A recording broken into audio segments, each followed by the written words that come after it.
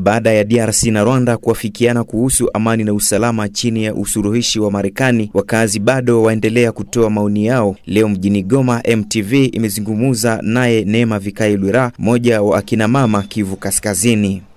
Sisi tumeishi vita miaka ya kutosha, ni miaka ambayo imezidi miaka 12, na hii imetugusa sana sisi wa mama, wakati ambapo tunawapoteza watoto, waume zetu, watu wengi wamekufa. Na wakati ambapo tunasikia ya kwamba makubaliano inafanyika, inatusaidia sisi kama ni makubaliano ambayo yatatusaidia.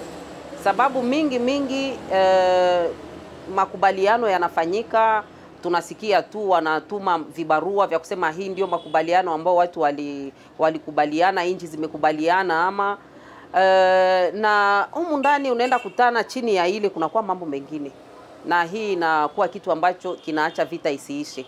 Ningelitaka kwa mwenyewe kama kumekuwa makubaliano kabisa ambayo itaweza kutusaidia sisi wananchi wa Kongo, alafu hiyo makubaliano ambayo inakuwa kwa faida ya Wakongomani, isiwe tu kwa faida ya nchi fulani, ikuwe kwa faida ya Rwanda, ikuwe kwa faida ya Etats-Unis, lakini ikuwe kwa faida ya Wakongomani. Sababu ni sababu ya Kongo ndio iliacha makubaliano inakuwa.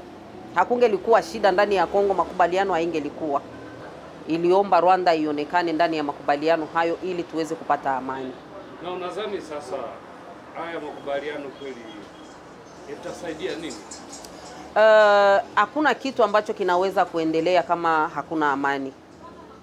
Mulimo hauwezi kuendelea, kazi zozote haziwezi kuendelea, hakuna masomo ambayo yanaweza kufanyika, hakuna chochote ambacho kinaweza kufanyika.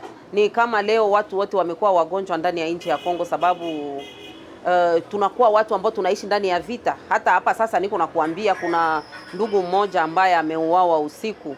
Yaani watu wanakufa kila siku, hakuna ambacho kinaweza kuendelea. Ndio maana tuko na lazima ya amani, na kama amani itatokea ndani ya makubaliano alafu haya tutakubali ili tuweze kupata amani.